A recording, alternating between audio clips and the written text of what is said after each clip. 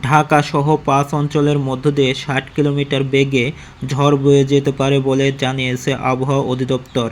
শনিবার দেশের অভ্যন্তরীণ নদী-বন্দরগুলোর জন্য দেওয়া সতর্কবার্তায় এ তথ্য জানানো হয়। সতর্কবার্তায় বলা হয়েছে, রাত ১টার মধ্য দিয়ে টাঙ্গাইল, ঢাকা, ময়মনসিংহ সহ কুমিল্লা এবং সিলেট অঞ্চলের উপর দিয়ে পশ্চিম ও উত্তর-পশ্চিম থেকে ঘন্টায় ৪৫ থেকে ৬০ কিলোমিটার বেগে ঝোড়ো হাওয়া বয়ে যেতে পারে।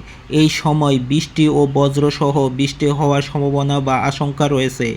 এইসব এলাকার নদী বন্দরকে ১ নম্বর সতর্ক সংকেত দেখাতে বলা হয়েছে।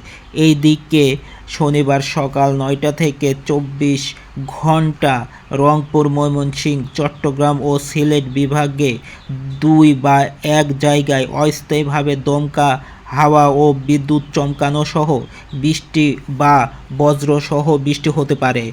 তবে দেশের বাকি অংশে আংশিক মেঘলা থাকলেও আবহাওয়া প্রথমত শুষ্ক থাকতে পারে।